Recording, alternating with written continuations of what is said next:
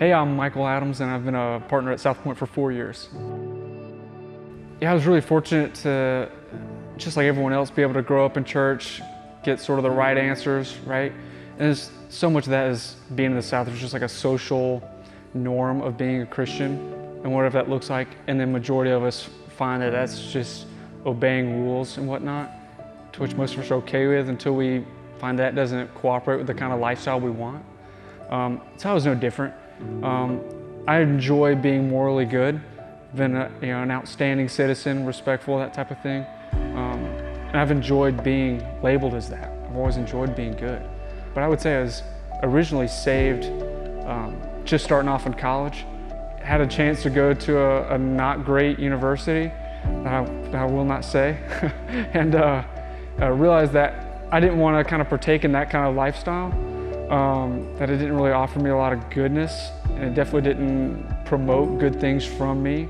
And then I struggled with a lot of sin that just kind of kept me isolated and sort of in shame. I really wasn't in church or anything like that. Got married during that time.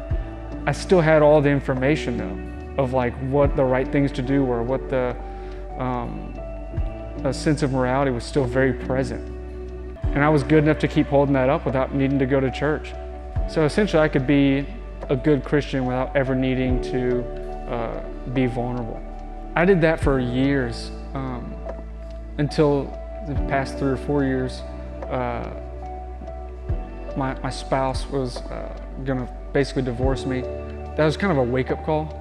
I valued our relationship a lot, and so for that to be one of the main constants into someone who knows you and accepts you and is still there with you, for that to be taken away and you've built no life outside of that, there's still no precedence or need to go to the Father.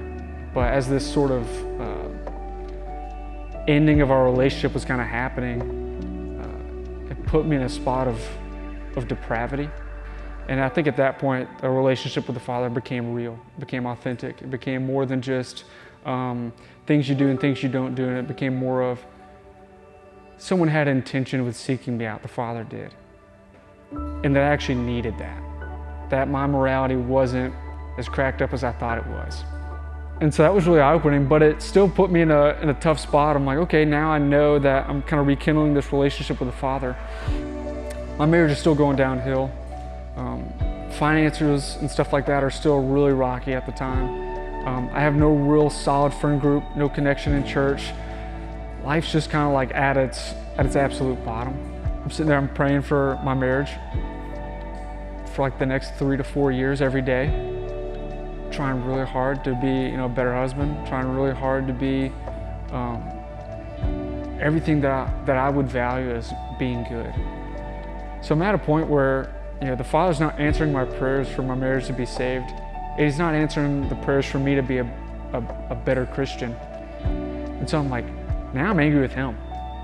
So now I'm like, man, I suck, this other person sucks, and the Father's not doing what I think he should be doing. If he's calling himself good, why isn't he helping? In that place was where I think humility began. I'm like, Lord, I just can't seem to do it. I can't fix my marriage.